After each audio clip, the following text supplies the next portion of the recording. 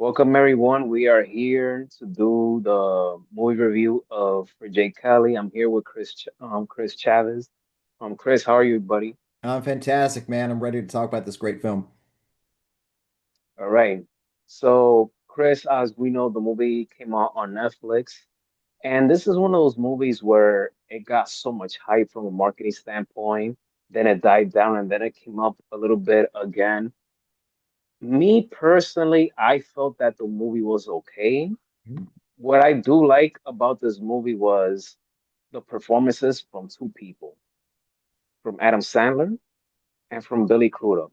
Yep. That one scene from Billy Crudup, I mean, Yep. fantastic. I love the cinematography. Love the cinematography. From an emotional standpoint, the ending took the cake. The ending really took the cake for me.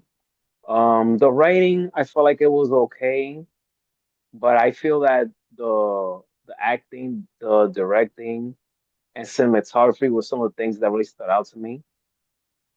Um, I just feel that from a writing standpoint, it could have been better. But I get that, but this is one of those movies where you have one side saying is great, another side saying that it's horrible. Then you have this side saying that it's all right. So it really depends on your mood and how you feel about it.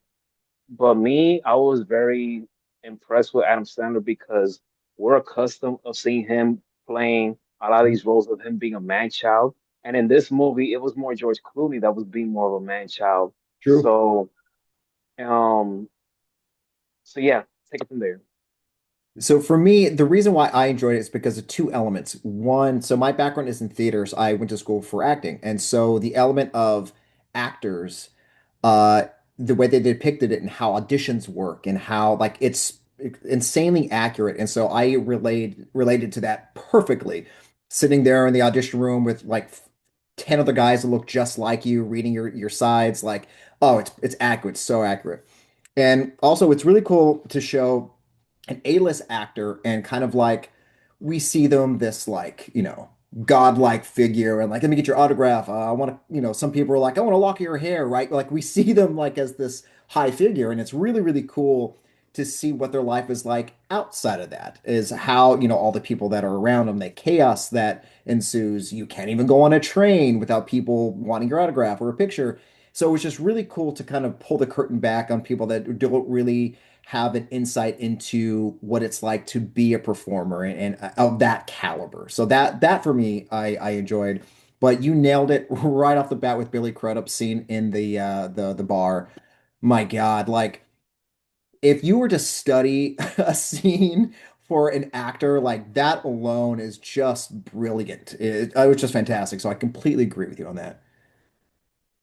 I can only imagine, well, I would say imagine, or I should say, it would have been an interesting situation had he would have gotten more screen time, or if Hmm. he would have had more scenes deliver a performance like the way he did. But hey, you gotta take what you can give. That's just how it is. Now we've seen many times in movies and even in shows that there's one actor that he just steals that one scene. And for me, Billy Crudup, he did that in this movie. I agree. I mean, it's like the performance of like, here's a good example, Hannibal. The movie, obviously, we think about Hannibal Lecter, but he didn't have that much screen time. He wasn't the main character, and so like the role that you get, you have to make it as big as possible, even if it's something as small as like being emotional, reading the menu. But like the emotion that he put behind that, that's what made it stand out. Because right after that scene, boom, he was back to like. So, anyways. Yeah, it was just a really cool switch that he did. No, I like his work. I like his work. And we've seen him deliver great work with Marriage Story and other movies. And this is, I believe, this was the second collaboration that he did with Laura Dern, which she won for Best Supporting Actress Yep. in Marriage Story. So, in your opinion, and this is no right or wrong answer, in your opinion, where do you rank this movie for Noah in terms of directing standpoint? Directing, I like the directing standpoint. I like the choices that they made with Clooney's character and Jay's. like he sees his past and he sees, he's in the train and he opens the door and there's the audition room when he was younger. Like I love the directing choice of how they told the story. Um, that was great.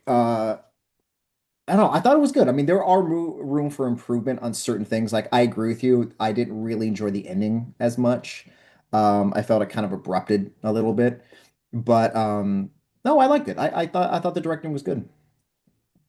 But in terms of like ranking, in terms of the movies that he's directed, where will you place this one? In Oh your opinion, man, no right or wrong answer. oh man, that's a hard question. I mean, it's not the best, but I mean, I kind of, yeah, I don't know. I've kind of put it maybe like middle of the road. I don't know because there's a lot of great movies he's done, but it's good, but it's not like that high up off the list when it comes to the directing style of what he decided to do. Okay. I'm forgetting. I forgot to. I know that they got nominated for Golden Globes, and right now we have the. I think the Critics' Choice Awards already passed, or is about to come, and then Mhm. we have the SAG and etc. So I don't know. You probably have a laptop in front of you. Like, how many nominations do they have for any upcoming award show that's coming up right now? I know For that George Clooney and Adam Sandler, they really getting a lot of praise for mhm. their performances. So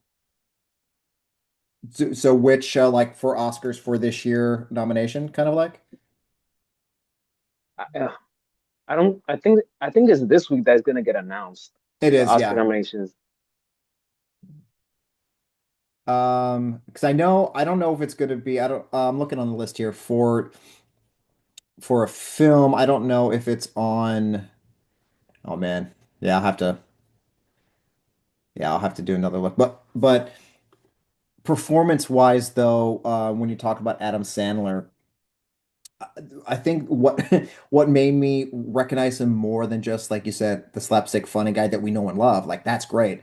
Uncut Gems is kind of where I my eyes finally opened and I was like, damn, you tapped into something there because it's such a departure from Billy Madison and Happy Gilmore and all that stuff that we love. And this, like, I don't know, I'm excited to see what he does next with this. I mean, obviously he's going to go back and forth between silly and humor, silly and more serious tone films, but man, Uncut Gems kind of set the stage for what he can really do. And comedic actors, I think, are one of the best to go to an emotional state. Like Robin Williams is a perfect example. He's the funniest. He's my favorite comic of all time. He is so smart. But then when you put him with something like, did you ever see 1 Hour Photo? 1 hour photo. Ooh, I mean, I'm a fan of Robin Williams, but now that you mentioned that, I have to check it out. Oh I have to man, check it out. The title, I don't recognize by title, but if I've seen like clips and this, then maybe, yeah. But he Robin Williams, is. man, for me, sorry. Let me just say this one thing for me, Robin Williams, the two movies that really, really will capture me in terms of the emotional serious aspect is Goodwill Hunting, Yes, obviously, Goodwill Hunting. And but this other one, oh my God, I'm forgetting the name, and this came out years before Goodwill Dead Poet Hunting. Society. There we go. Yeah, yeah, Yeah, yeah, yeah. Good Will Hunting and Dead Poet Society are my favorite movies of all time. Um, it's yeah. I mean, when you think of Good Will Hunting, you think of that big monologue bench scene and just the emotion in that. And I think that's what Adam Sandler is slowly tapping into. I think he's I don't know. I think I saw an interview where he was kind of hesitant on certain things, like when it comes to he sees the set list for the day and he sees, oh my gosh, we're doing that emotional scene. He gets a little nervous, and it makes total sense. I mean, getting emotional is kind of a hard thing to do, right along with trying to act scared. But I don't know. He's tapping into something good, and I think Jake Kelly and Uncut Gems are perfect examples of what he can do and what I think he'll continue to do with future projects. And I hope he does. Me personally, I'm a fan of seeing actors who do comedy and then they transition to serious. I love seeing that. I really hope that, I mean, he could take a page and learn from someone like Steve Carell, for example, Oh yeah. that he has proven that he could do serious. And Foxcatcher was the beginning of, Oh we saw yeah. his potential of like, yo, this guy, he can really do it. He can bring it. So that's just one example, but I really hope that he continues that momentum because the reality is I feel that, when you get older, especially as an actor, like when it comes to comedy, and comedy is my favorite genre, number one. And I get that that's his thing, that's his main domain, that's a strong asset. But if I'm Adam Sandler, I look at Uncut Gems, I look at Jay Kelly, I look at, you know, the amount of, reception that I'm getting. I feel that you got to continue that momentum. Once you have them there, don't don't take your foot off the gas. That's just thing. Yeah, if there's a little movie that he did that has that perfect mixture of humor and seriousness, did you ever see The Cobbler? Yes, Yeah. yes, yes. There were moments in that where it tugged at my heartstring a little bit, but he did a perfect blend with that.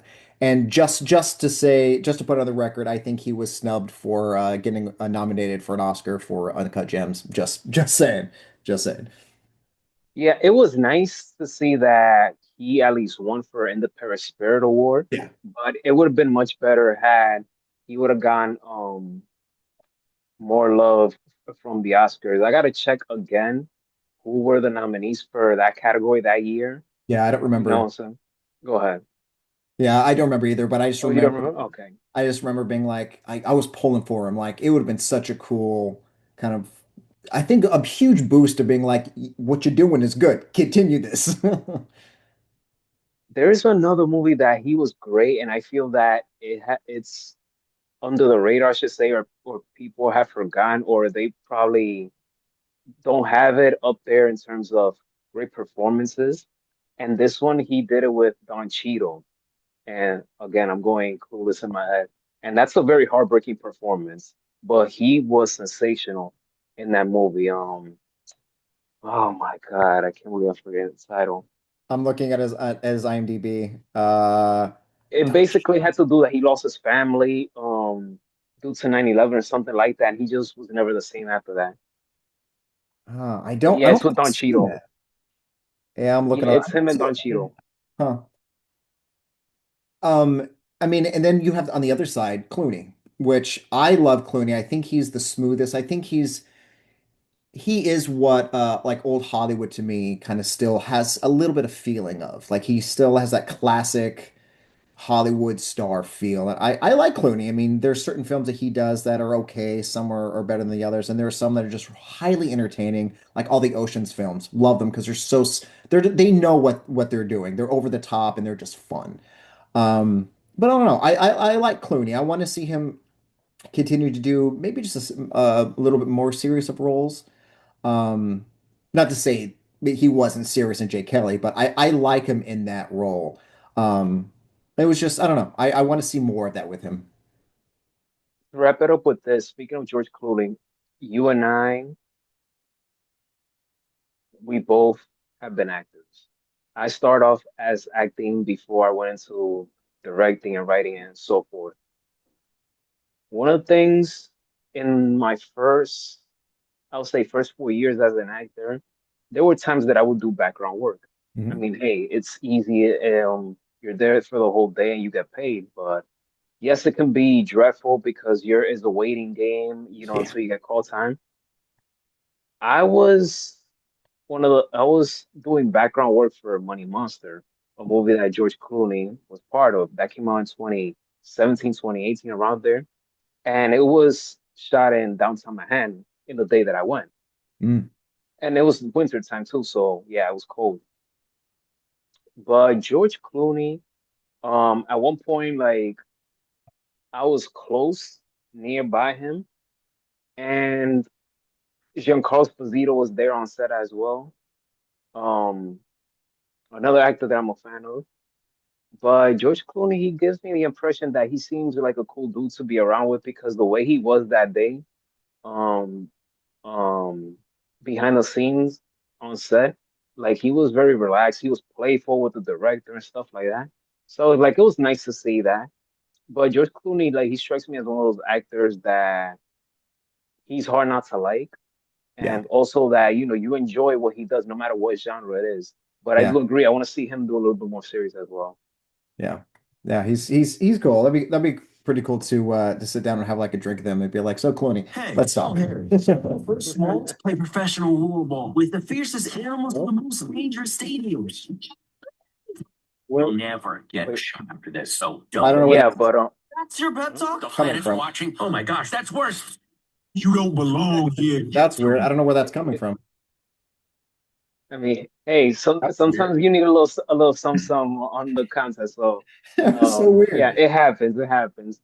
But Chris, this was great. Thank you so much for Yeah, joining in to do this review with me. I'm looking forward to do plenty more with you about this. definitely. This was great. And yeah, is there another movie? As a matter of no, we'll talk after all of this. Sounds good. There's more I gotta ask, but thank you.